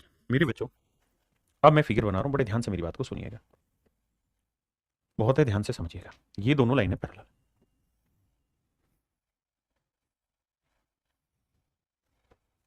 मेरे प्यारे बच्चों ये कोई क्वाड्रिलेटरल है, ये नाम पी है, ये नाम आर है, ये नाम एस है, ये नाम टी है। ये लाइन और ये लाइन आपस में पैरेलल है। आपने कहा ठीक है साहब, सवाल में ये कह रहा है कि पी आर की लंबाई 9 सेंटीमीटर, ये लंबाई 9 सेंटीमीटर, बिल्कुल ठीक है। मेरे प्यारे बच्चों आप ये बात भी बहुत अच्छे से समझते होंगे खूबसूरती से कि जो ओ है वो इसका सेंटर है, तो ये मिड पॉइंट भी हुआ इस कोड का पी एस का, क्यों, क्योंकि सर सेंटर से ये भी रेडियस होगी, ये भी रेडियस होगी, तो ये मिड पॉइंट हुआ, ये मिड पॉइंट हुआ, अब एक बात बताना कि सर्कल का डायमीटर अगर 10 है मेरे बच्चे, तो रेडियस कितनी होगी 5, और सर्कल के सेंटर से सर्कल के किसी भी पार्ट की डिस्टेंस रेडियस कहलाती है। तो यहां से जो ये लेंथ खींची इसकी लेंथ आएगी 5। अब आप मुझे बताइए क्या ये तीनों लाइनें पैरेलल होंगी? मैं कहूंगा 500% होंगी। क्यों? क्योंकि सर ये ज्योमेट्री में पढ़ा है, ये टेंजेंट है और सेंटर से टेंजेंट को मिलाएंगे 90 बनाती है, 90 ये 90 90 टेंजेंट। हाँ है ना? तो इसका मतलब तीनों लाइनें आपस में पैरेलल हुई। अब मेरे बच्चे ये मिड पॉइंट भी है, अगर ये मिड पॉइंट है और ये पैरेलल है इन दोनों के, तो हर हाल में ये भी मिड पॉइंट होगा। बिल्कुल ठीक है। अब यहां वही फंडा लग जाएगा कि ये जमा ये का आधा ये रहता है, तो 5 जो है वो बराबर होगा हाफ ऑफ पी आर की लेंथ 9 जमा एस टी। 2 5 10, 9 उधर जाएगा माइनस का होगा मेरे बच्चे, तो एस टी की लेंथ आएगी 1, and that is option A. Option A मेरे प्यारे बच्चों राइट आंसर। हाँ जी। अब आते हैं मेरे बच्चे अगले कॉन्सेप्ट में। देखिए मैंने पहले कहा था कि मेंसुरेशन 2D में हम सारी चीजें समेटेंगे, तो यहाँ समेट ही रहे और कुछ नहीं कर रहे हैं। अगर आप गौर से ध्यान से देखेंगे तो मैंने ज्योमेट्री में पढ़ाया हुआ है, अगर ये ट्रेपीजियम दे रखी है और इसकी ये दोनों पैरेलल लाइन है और ई और एफ मिड पॉइंट नहीं है, ध्यान देना, अगर मिड पॉइंट होते तो a प्लस बी बाई 2 होता, लेकिन अगर ये मिड पॉइंट नहीं ना होके m इज टू एन के रेशियो में बांट रहा है, m इज टू एन के रेशियो में बांट रहा है, तो करना क्या है, m को a से गुना करना है और n को b से गुना करना है और जोड़ देना है, ma प्लस एन बी, और बटे कर देना है m प्लस n, तो इस वाली लाइन की लेंथ निकल के आ जाएगी। सारी बातें ज्योमेट्री में पढ़ाई जा चुकी हैं, अब समेटने पे आ रहे हैं। अब इसके ऊपर बेस्ड ये फार्मूला है, please make A solve of it. कह रहा है एपी और पीडी, एपी और पीडी 5:4 है और बी क्यू और क्यूसी भी 5:4 है, तो इसका मतलब ये तय हुआ कि अगर ये रेशियो सेम और ये रेशियो सेम है तो ये लाइन इस लाइन के पैरेलल। अगली लाइन में कह रहा है कि भैया डीसी की लेंथ है 11, बहुत सुंदर साहब, एबी की लेंथ है 38, बहुत सुंदर साहब, तो सवाल में कह रहा है पी क्यू की लेंथ निकाल के बताइए मेरे प्यारे बच्चों क्या होगी। तो आप कहेंगे देखिए सर सो ट्रिक बता रहे हैं, 4 को 38 से गुना करो, 4 गुना 38 जमा 5 को 11 से गुना करो, 5 गुना 11 और बटे कर दो सर 4 जमा 5 9। देखिए मेरे दोस्त कैलकुलेशन आपको करनी है, कुछ बड़ा मतलब ऐसी कोई चीज है नहीं, कैलकुलेशन कर लेना। अगला सवाल देखिए, अगला सवाल भी मेरे प्यारे बच्चों सेम है, ये आप खुद से करेंगे, किसी भाई को दिक्कत नहीं होगी इसमें। और आगे आते हैं, अब आते हैं अगले कॉन्सेप्ट में मेरे प्यारे बच्चों। देखिए सारी चीजें मोस्टली मैं ज्योमेट्री में बता चुका हूं, यहां से समेट रहा हूं, ध्यान से देखिए। अगर मेरे प्यारे बच्चों सवाल में आपको ये कहे कि भैया ये कोई ट्रेपीजियम है जिसकी ये वाली लाइन और ये वाली लाइन दोनों पैरेलल है, ये ट्रेपीजियम और ये दोनों लाइनें पैरेलल है, और इस वाली ट्रेपीजियम का एरिया, मैं क्या कह रहा हूं, इस वाली ट्रेपीजियम का एरिया को मैंने m नाम दिया, इसका एरिया है m, और इस वाली ट्रेपीजियम के एरिया को मैंने n नाम दिया है। मतलब अगर इन दोनों, भाई ध्यान दोगे तो ये दोनों लाइनें पैरेलल है, आपने कहा बिल्कुल ठीक है, और अगर मैं पी क्यू इनके पैरेलल खींच रहा हूं तो दो ट्रेपीजियम बनी, एक ये वाली एक ये वाली। हाँ जी, तो अगर इन दोनों ट्रेपीजियम के एरिया का रेशियो m:n दे रखा हो, पहले फिगर को देखो फिर आगे बात करेंगे। अगर एरिया का रेशियो दे रखा हो m:n, शब्दों पे गौर फरमाना, एरिया की बात कर रहा हूं, अगर एरिया का रेशियो दे रखा हो m:n, तो मेरे प्यारे बच्चों पी क्यू की जो लेंथ है वो कैसे निकलेगी, अब ध्यान देना, पी क्यू की लेंथ कैसे निकलेगी। तो उसका तरीका होगा क्या कि m को a स्क्वायर से मल्टीप्लाई करना, n को b स्क्वायर से मल्टीप्लाई करना, m को a स्क्वायर से n को b स्क्वायर से मल्टीप्लाई करना और बटे में m प्लस n रखना। ये जो लेंथ है ये निकल के आ जाएगी पी क्यू की, ये लेंथ निकल के आ जाएगी मेरे प्यारे बच्चों पी क्यू की, ये लेंथ निकल के आ जाएगी पी क्यू की। और अगर मेरे बच्चे m और n का रेशियो इक्वल, मतलब इक्वल एरिया में बांट दे रही है, तो समझो कि m की वैल्यू 1 n की वैल्यू 1, तो a square plus b square upon में 1 और 1 2, सेम ही बात हो जाएगी। मेरी बात समझ पाई? अब सवाल समझिए, अब करिए क्वेश्चन।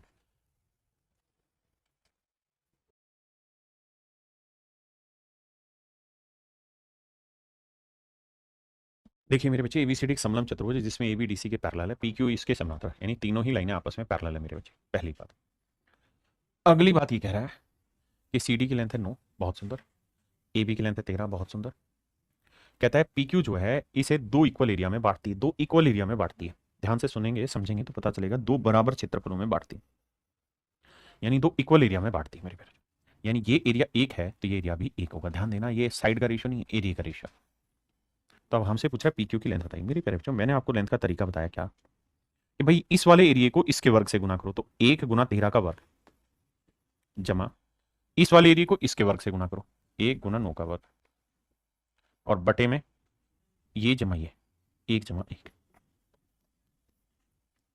अब मेरे प्यारे बच्चों इतनी बात अगर आप मेरी बात समझ गए हैं तो हमें देखना है कि भाई 13 का वर्ग कितना होता है 169, और 9 का वर्ग कितना होता है 81, जोड़ते हैं 9 और 1 10, 8 से 14 और 1 15, और 9 और 1 10, 8 से 14 और 1 15, 5 4 1 1 और 1 2, 250। यह आया मेरे प्यारे बच्चों 250, और नीचे है मेरे बेटे 1 और 1 2, 2 से इसे काटेंगे आएगा 125। 125 का अगर लिखना चाहें तो 25 5 125, यानी आ जाएगा 5√5। यानी मेरे प्यारे बच्चों पी क्यू की जो लेंथ निकल के आएगी वो 5 √5 सेंटीमीटर आएगी। क्या आप सहमत हैं? Do you have any problem? हाँ जी।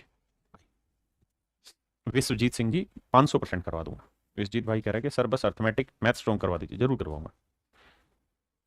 सवाल में कह रहा है कि भाई ई एफ सी डी का एरिया 1 है। मैं गोले में डाल रहा हूँ मतलब एरिया, और ए बी सी डी का area, A B C D का एरिया है 4। ध्यान देना ये पूरा एरिया है 4, पूरा एरिया 4 है। ई एफ सी डी का एरिया 1 है, तो एरिया कितना बना 3। ये तो था मेरे बच्चे एरिया का रेशो। तीनों लाइनें पैरेलल है। कहता है ए बी की लेंथ है 20, बहुत सुंदर। सी डी की लेंथ है मेरे प्यारे बच्चों 10, बहुत सुंदर। कह रहा है ई एफ की लेंथ बताइए। करना क्या है, एक को इसके वर्ग से गुना करना। डायरेक्ट करूंगा एक, या चलो लिख देता हूं 1 × 20 का वर्ग जमा 3 को इसके वर्ग से गुना 3 × 10 का वर्ग बटे में 1 + 3। थोड़ा फास्ट करने कहें तो कैसे, 20 का वर्ग 400, 10 का 100, 100 300, 400 300 700, 700 बटे 4। तो मेरे बच्चे 700 में लिख देता हूं, चलो 700 बटे 4। अब आप शायद ये बात जानते होंगे कि भैया 700 को 7 × 100 लिखेंगे, 100 का वर्गमूल आएगा 10, अंदर बचा √7, और 4 का वर्गमूल आएगा तो 2 2 5 10। तो आंसर आया मेरे प्यारे बच्चों 5 √7। आंसर आया 5 √7। ये मेरा आंसर आ गया। आंसर आया मेरे बच्चे 5 √7। मेरे प्यारे बच्चों ये भी ज्योमेट्री का कॉन्सेप्ट आपको सिखाया था कि अगर किसी ट्रेपीजियम में डायगोनल खींचे जाए और अगर उन डायगोनल का मिड पॉइंट को मिलाया जाए तो जो लाइन बनेगी वो तीनों के पैरेलल, दोनों के पैरेलल होगी, और ईएफ की जो लेंथ होगी वो इन दोनों की लेंथ के डिफरेंस का आधी होगी, यानी A B minus C D बटे 2 होगा ईएफ की लेंथ, अगर डायगोनल के मिड पॉइंट मिलाए डायगोनल के। इस पे सवाल ले लिया, कह रहा है कि भैया ए बी की लेंथ है 12, ए बी और सी डी पैरेलल है बाबू। ठीक है जी। सवाल में कह रहा है ए बी की लेंथ है 12, डीसी की लेंथ है 7.2। कहता है अगर इनके डायगोनल के मिड पॉइंट को मिलाया जाए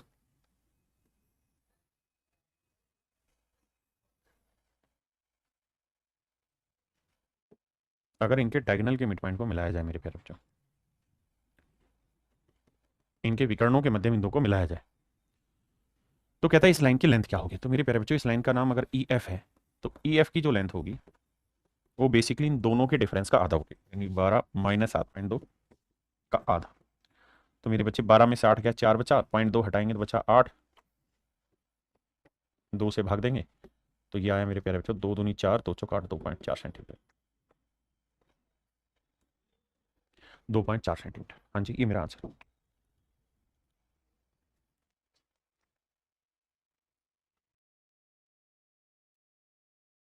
देखिए मेरे भाई सवाल में कह रहा है ABCD is a trapezium, P and Q are the mid points of diagonal BD and AC.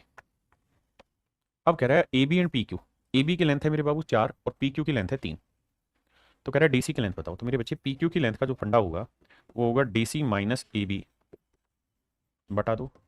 अब पी क्यू की लेंथ है 3, डीसी का लेंथ हमको निकालना है बबुआ, ए बी का लेंथ है 4 बटा 2। तो भैया 3 दूनी 6, 6 में 4 जोड़ा 10, तो डीसी की लेंथ आएगी मेरे प्यारे बच्चों 10 सेंटीमीटर। ये मेरा राइट आंसर होगा मेरे। तो मेरे प्यारे बच्चों हमारा ऑप्शन डी जो होगा वो राइट आंसर होगा। हाँ जी।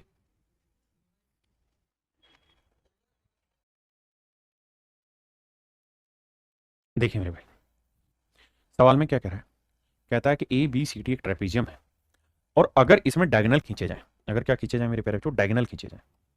एक डायगोनल ये वाला खींच दिया बाबू और एक डायगोनल हमने ये वाला खींच दिया।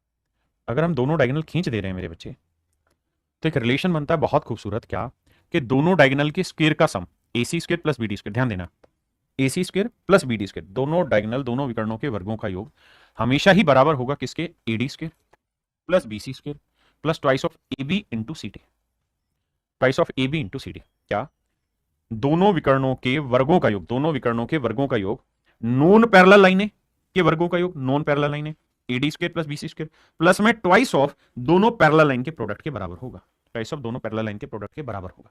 ठीक है जी।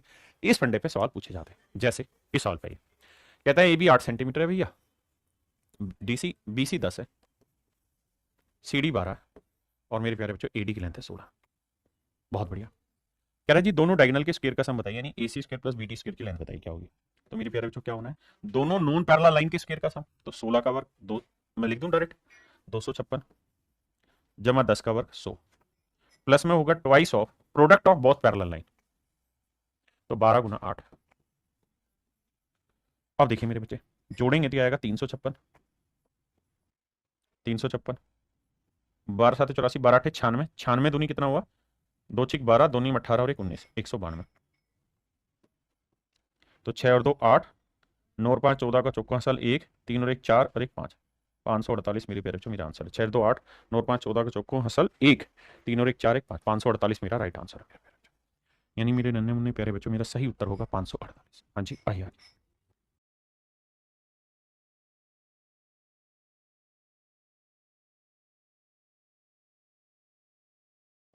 देखिए मेरे बच्चे, सवाल में कह रहा है भाई ए बी सी डी एक समलंब चतुर्भुज है, चतुर्भुज के विकर्णों के वर्गों का योग ज्ञात करिए। देखिए मेरे भाई,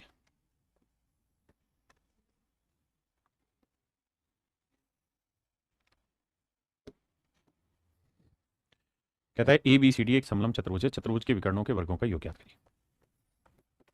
AC² + BD² बराबर किसके होगा मेरे बच्चे, दोनों नॉन पैरेलल साइड्स के स्क्वायर का सम 5 का वर्ग 25 जमा 4 का वर्ग 16 जमा में ट्वाइस ऑफ दोनों पैरेलल लाइन की प्रोडक्ट के बराबर, तो 12×6। देखिए मेरे बच्चे 25 जमा 16 कितना हो गया भैया 41, और 12×6 = 72 दूनी कितना हो गया 144, 4 और 1 5, 4 4 8, 185, 185 मेरे प्यारे बच्चों मेरा राइट आंसर है ना। अब आते हैं आगे। मेरे नन्हे मुन्ने प्यारे बच्चों, ये बात भी आप बहुत अच्छे से जानते हैं कि अगर किसी ट्रेपीजियम में डायगोनल हम खींचते हैं, तो जब हम डायगोनल खींचेंगे तो ये वाला एंगल और ये वाला एंगल बराबर होंगे, अल्टरनेट इंटीरियर एंगल। ऐसे ही ये वाला कोण और मेरे प्यारे बच्चों ये वाला कोण भी आपस में बराबर होगा, अल्टरनेट इंटीरियर एंगल, एकांतर अंतःखंड के कोण। आपने कहा जी बिल्कुल ठीक है। तो मेरे प्यारे बच्चों दोनों एंगल बराबर होंगे, तो इसका मतलब ये ट्रायंगल और ये ट्रायंगल दोनों ही आपस में सिमिलर हो गई, समरूप हो गई। अगर दोनों ही त्रिभुज आपस में समरूप है मेरे प्यारे बच्चों, मेरे प्यारे बच्चों अगर दोनों ही त्रिभुज आपस में समरूप हो गई, तो हर एक करस्पॉन्डिंग साइड्स का रेशियो सेम होगा। यानी जो रेशियो OC का OA के साथ होगा, वही रेशियो CD का मेरे बच्चे AB के साथ होगा, और वही रेशियो OD का OB के साथ होगा। मतलब बड़ा आसान है, यहाँ अल्फा के सामने OB लिखोगे तो यहाँ अल्फा के सामने OD है, यहाँ थीटा के सामने OC लिखोगे तो यहाँ थीटा के सामने OA लिखोगे, यहाँ ये vertical angle opposite angle equal है तो इसके सामने ये, तो इसके सामने ये। इस बात को ध्यान रखिएगा। अब बढ़ते हैं सवाल पे, आइए। सवाल में कह रहा है भैया कि ये कोई ट्रेपीजियम है। आप करते रहिए, मेरा काम है फिगर को बना के दिखाना, आप करिए।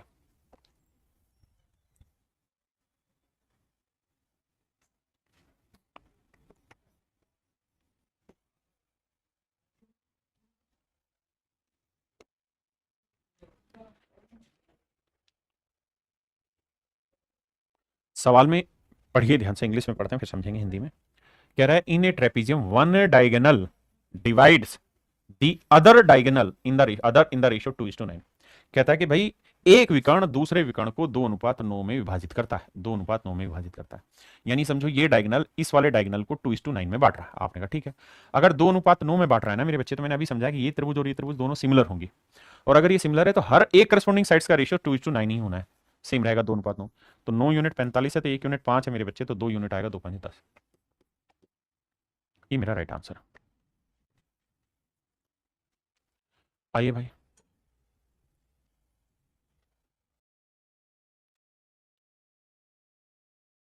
देखिए मेरे प्यारे बच्चों, सवाल में कह रहा है ABCD एक समलंब चतुर्भुज जिसमें AB और DC आपस में पैरेलल है। आपने कहा जी ओके रिपोर्ट है। अब कहता है AP की लेंथ है 3x - 1,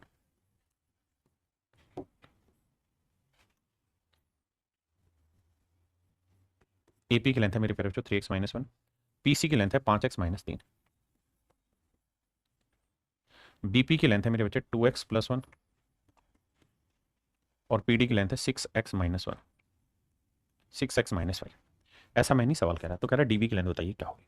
मेरे प्यारे बच्चों आप ये बात खूबसूरती से समझते हैं कि ये वाला एंगल इसके बराबर होता है और ये वाला एंगल इसके बराबर होता है, और चूंकि ये दोनों ही सिमिलर ट्रायंगल होगी तो हर एक की करस्पॉन्डिंग साइड्स का रेशियो सेम होना है।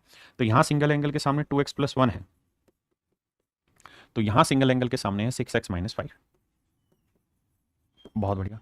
यहाँ डबल एंगल के सामने 3x+1 ना 3x माफ करिएगा -1, तो यहाँ डबल एंगल के सामने 5x - 3। अब भैया क्रॉस मल्टीप्लाई कराएंगे, तो देखो 2x+1 को इससे गुना करोगे, +1 को 5x - 3 से गुना करेंगे। यहाँ 3x - 1 को मेरे प्यारे बच्चों 6x माइनस 5 से गुना करेंगे। गुना करेंगे मेरे बच्चे, 5 दूनी 10 एक्स आएगा, ये माइनस 6x आएगा, ये प्लस 5x आएगा, और ये माइनस 3 आएगा। यहां जो वैल्यू निकल के आएगी वो आएगी 6 18 एक्स स्क्र, माइनस 3 को 5 से करेंगे 15x आएगा, माइनस 6x आएगा, प्लस 5 आएगा। आपने कहा जी बिल्कुल ठीक बात है, यहां तक कि हमें समझ में आती है ये बात। अब कहानी को समझिएगा। अगर इतनी बात आप समझते हैं,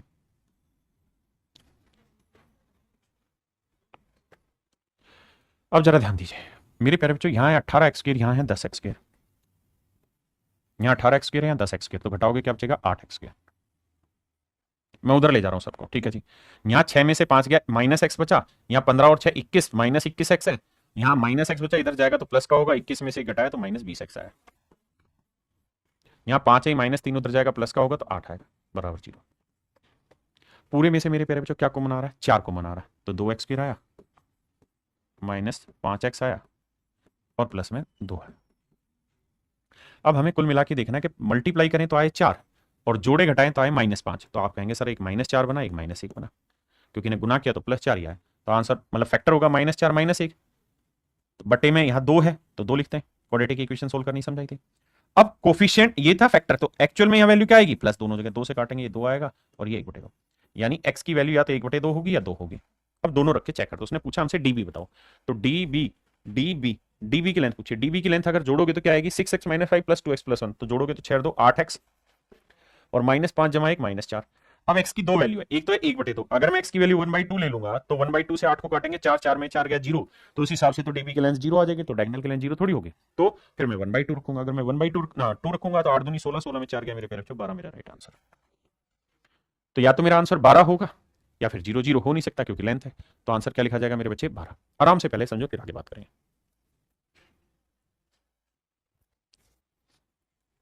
अब मेरे प्यारे बच्चों हम बात करते हैं कि इसी सवाल को अगर सर पेपर में उड़ाना हो तो कैसे किया जाए। देखिए ये तो तय है कि ये सवाल ने दिया हुआ, हमने कुछ नहीं किया इसके अंदर, हम इसे आगे की कहानी पढ़ेंगे। मेरे प्यारे बच्चों ऐसे सवालों का सबसे आसान तरीका ऑप्शन से उठा लीजिए।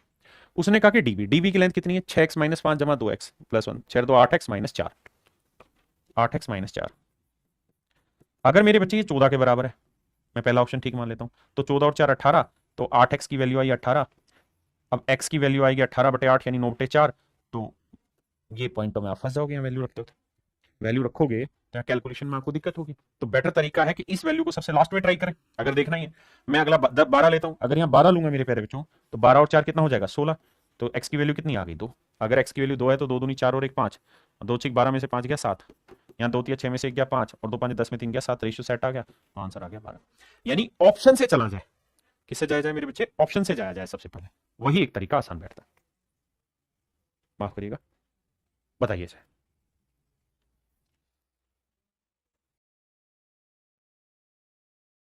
देखिए मेरे बच्चे, कहता है इन्हें trapezium ABCD, AB is parallel to DC। कहता है एक ट्रेपीजियम है ABCD जिसमें AB DC के पैरेलल है, मान लीजिए बात। अब आगे कहता है DC is twice of AB, DC की लेंथ AB का डबल, यानी ये लेंथ 1 है तो ये लेंथ 2 है, ऐसा मैं नहीं सवाल कह रहा। EF is drawn parallel to AB and AD at F and BC at E such that BE/EC 3/4 है, BE/EC 3/4 है। बस ये 1 2 को एक्चुअल मत समझना, ये समझना रेशियो दे रखा है, और ये भी ratio 3/4। Diagonal DB intersect EF at O, कहता है ये यहां पे O पे काट रहा है। To find the relation, sorry माफ करिए, the find then find the relation, सवाल में कह रहा है then find the relation between EF and AB। तो कहता है EF और AB के बीच में संबंध बताना है, क्या होगा है? तो यार इसमें इसकी जरूरत कहां पड़ी, हम सवाल तो गलत नहीं पढ़ रहे हैं कुछ। In a trapezium ABCD, AB is parallel to DC, DC is twice of AB, it is okay, EF drawn parallel to AB, cuts AD at E, AD at F and BC at E such that BE/EC 3/4 है, diagonal DB cuts EF at O, then find the relation between FE and AB। बस तरीके, बहुत ही आसान सवाल है, इसमें diagonal की जरूरत ही नहीं, करो भाई। देखिए यार बेहद आसान सवाल है, बेकूफ बना रखा और कुछ नहीं। आपको करना क्या होता है, इस रेशियो को इससे गुना करते हैं जब हमें ईएफ की लेंथ निकालनी होती है। तो आप कहेंगे बिल्कुल सही बात है सर, तो 4 को x से गुना करेंगे तो 4x आया, इस 3 को इससे 2x से गुना करना है तो 3 को 2 से गुना करेंगे 6x आया, बटे में आया 3 जमा 4 7, 3 जमा 4 7, तो यह आया 10x बटे 7, 10x बटे 7। अब हमसे सवाल में ये कह रहा है कि भैया ए बी और ई एफ में रिलेशन बताओ। तो मेरे बच्चे ए बी 10x बटे 7। अब हमसे सवाल में ये कह रहा है कि भैया ए बी और ई एफ में रिलेशन बताओ। तो मेरे बच्चे ए बी और ई एफ में मुझे रिलेशन बताना क्या होगा। तो आप ये बताओ कि ए बी की लेंथ क्या है, तो आप कहेंगे x, यानी ई एफ जो था वो बराबर है 10x बटे 7, 10 बटे 7x, और x की लेंथ थी ए बी।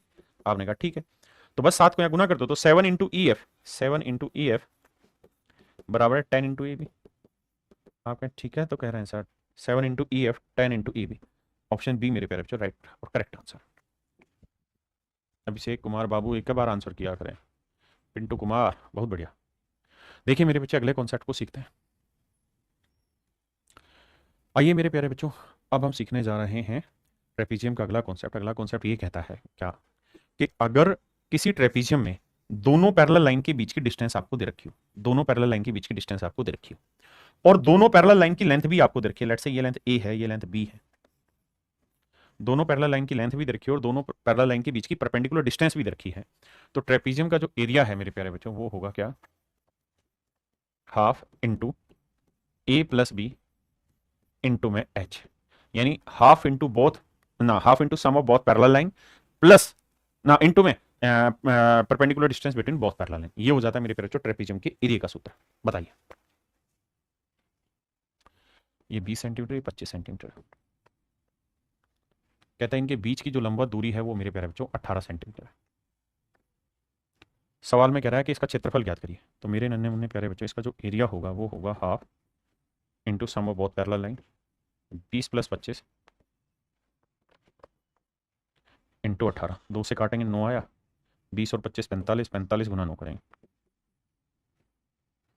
अब भैया करेंगे तो 9 5 45, 9 चौक 36 और 4 40, 405 वर्ग सेंटीमीटर।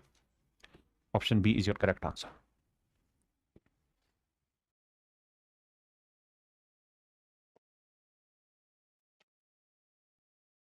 देखिए मेरे भाई, सवाल में कह रहा था area of a trapezium is this, its parallel side are this and this. कहता है इसकी पैरेलल साइड्स की लेंथ 30 सेंटीमीटर और 28 सेंटीमीटर है। दोनों पैरेलल लाइन के बीच की परपेंडिकुलर डिस्टेंस को h मान ले रहे हैं, x दे रखा है उसने लेंथ। तो कह रहा है x की वैल्यू बताओ। तो भैया फार्मूला होगा half into sum of both parallel line, तो 30 और 28 को जोड़ेंगे तो आएगा 58, इंटू में प्रोडक्ट ऑफ ना, इंटू में प्रोडक्ट ऑफ मतलब into perpendicular distance between both parallel line वो x, और ये एरिया बराबर दे रखा है 580 के। तो देखिए मेरे बाबू कितना आसान हो गया, 58 से 58 उड़ा, x की वैल्यू 10 दूनी 20 आ गई। ऑप्शन में बी आ रहा है, क्या करें, ऑप्शन बी मेरा राइट आंसर। कहता है area of a field in the shape of a trapezium is this, the perpendicular distance between its parallel line is 24 centimetre. कहता है ये है 24 सेंटीमीटर, बहुत सुंदर। And the ratio parallel sides is 5:3, यानी ये 5x है तो ये मेरे प्यारे बच्चों 3x है।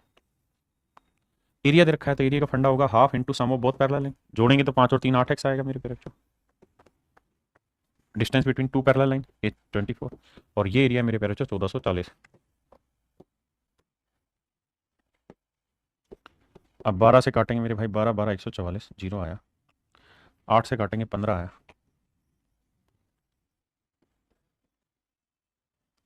अब कह रहा है सबसे बड़ी भुजा की लंबाई याद करिए, 5x, तो 15 5 75 सेंटीमीटर। तो मेरे प्यारे बच्चों मेरा जो करेक्ट आंसर होगा 75 सेंटीमीटर।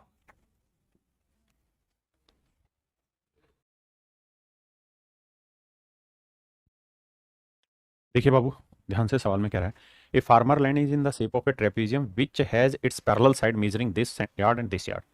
कहता है जो पैरेलल लाइनें हैं उनकी लंबाइयां 2.56 गज है और 3.44 गज है। बहुत सुंदर। The cost of plugging, plugging माने जोतना, खेत को जोतना, of the land is rupees 1800 पर स्क्वायर यार्ड। कहता है खेत को जोतने की जो लागत है वो 1800 रुपए प्रति गज, प्रति वर्ग गज की लागत है। What amount will have to be spent in order to plug the entire land. तो कहता है पूरे खेत को जोतने के लिए कितने पैसे की जरूरत होगी। किसान के पास समलंब आकार की जमीन है जिसकी समानांतर भुजाओं की लंबाई इतनी इतनी है, इंग्लिश में, हाँ इंग्लिश में, and the distance between the parallel side is this, कहता डिस्टेंस इतनी, तो ये लेंथ भी मेरे प्यारे बच्चों दे रखी है हमको कितना 144, मतलब 1.44। अब देखिए एरिया निकालेंगे तो आएगा half into sum of both parallel line, जोड़ेंगे तो भैया 3 2 5 और 1 6 आया, इंटू में perpendicular distance of both parallel line that is 1.44, इतना आया एरिया। अब कह रहा है कि इसका जो खर्चा है वो खर्चा है मेरे प्यारे बच्चों 1800 रुपए प्रति वर्ग मीटर, तो 1 वर्ग मीटर का 1800 रुपए खर्चा है, तो इसका कितना है। अब देखिए डेसिमल हटा दूंगा मेरे बच्चे तो 2 जीरो गायब, बिल्कुल ठीक है, 2 से काटना बेहद आसान है, 3 आया। अब भैया गुना करना है और गुना करके हमारा आंसर देखते हैं, यूनिट डिजिट से कुछ बनती है, 832 3 दूनी 6 बन रहा है, 6 केवल एक ही ऑप्शन में, दैट इज ऑप्शन सी। तो मेरे प्यारे बच्चों ऑप्शन सी मेरा करेक्ट आंसर।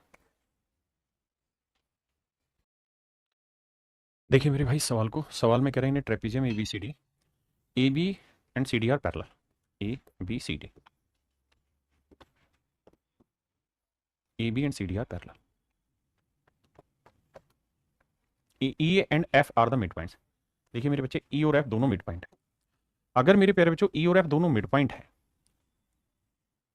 तो ये तय है कि ये लेंथ हमारे पास 8 है, ये लेंथ 11 है, तो मिड पॉइंट को मिलाएंगे तो ये लेंथ क्या होगी, इन दोनों की जोड़ के आधी, 11 और 8 19, 19 का आधा कितना होगा भाई 20 का आधा 10, 19 का 9.5, तो ये लेंथ होगी 9.5। अब मेरे बच्चे एक बात बताइए क्या, कि हम इस बात को बड़ी खूबसूरती से जान सकते हैं कि सर अगर ये मिड पॉइंट है तो जितनी परपेंडिकुलर डिस्टेंस इन दोनों पैरेलल लाइन की होगी ना, उतनी ही परपेंडिकुलर डिस्टेंस इन दोनों पैरेलल लाइन की भी होगी। क्या, अगर मेरे प्यारे बच्चों ये लाइन इन दोनों लाइनों के पैरेलल है तो जितनी परपेंडिकुलर डिस्टेंस इसकी होगी उतनी ही परपेंडिकुलर डिस्टेंस इसकी होगी। अब मेरे प्यारे बच्चों मुझे क्या करना है, दोनों का एरिया डिफाइन करना है, तो इसका पहले वाले का एरिया क्या हो जाएगा, half into sum of both parallel line, तो 9.5 जमा 8 करेंगे तो 9 8 17.5 गुना हाइट हो गई h, इसका एरिया निकालेंगे तो हाफ इंटू में सम ऑफ बोथ पैरेलल लाइन, तो 11 जमा 9.5, 11 और 9 20.5, इंटू में परपेंडिकुलर डिस्टेंस h ही रही क्योंकि मिड पॉइंट है। अब मेरे बेटे कटिंग चलेगी, h से h गया, हाफ से हाफ गया, डेसिमल से डेसिमल गया, 5 से कट रहा है, 5 3 15, 5 5 25, 5 चौक 20, 5 एकम 5 41, तो मेरे प्यारे बच्चों आंसर है 35/41, आंसर आया मेरे प्यारे बच्चों 35/41, आंसर आया मेरे भाई 35/41। तो चलो मेरे बच्चे आज के लिए फिर इतना ही रखते हैं मेरे प्यारे बच्चों, बाकी आपसे कल मिलेंगे। आप सभी का बहुत बहुत धन्यवाद, thank you, have nice day to everyone. मेरे प्यारे बच्चों आज के लिए इतना, थैंक यू।